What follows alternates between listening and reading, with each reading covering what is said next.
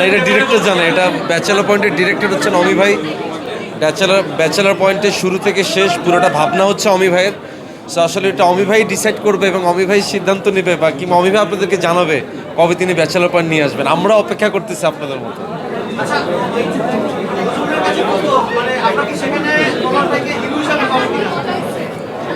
দেখেন, হিরোর চেয়ে ইম্পর্টেন্ট হচ্ছে ও কোন চরিত্রটা প্লে করছে সেটা আসলে অডিয়েন্স রিসিভ করছে কিনা।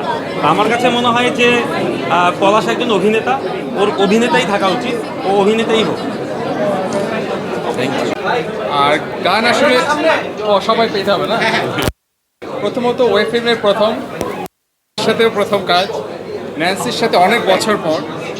আর সব কিছু মিলিয়ে আমি আসলে বেশি তো গান করিনি, খুব হাতে গোনা। আপনাদের পছন্দের প্রিয়তমা, তারপর থেকে হয়তো আরেকটু বেশি অ্যাকসেপ্টেন্স পেয়েছে।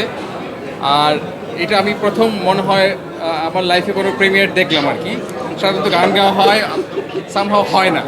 এবং ফারিন এবং অপূর্বের মানে ওদের দেখে আমি ছিলাম আর কি যে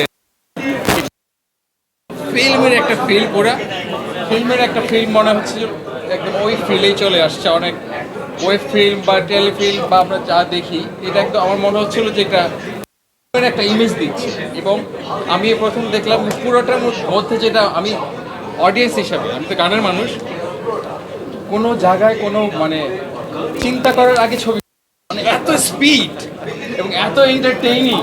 আর বাকিরা যারা আছে এখানে তো সবাই এক এক। ফারিনের সাথে আমার হয়তো এরকম সামনাসামনি দেখা হয়নি এই প্রথম, বাট আমি ওকে বলছি যে অ্যামেজিং অ্যাক্টিং, এত ন্যাচারাল অ্যাক্টিং করে ফারিন। এবং আমার মনে হয় আমি তো ফাটিয়ে দিয়েছি, ইনশাল্লাহ আরও ফাটাবে সামনে, এই আর কি। Thank you so much.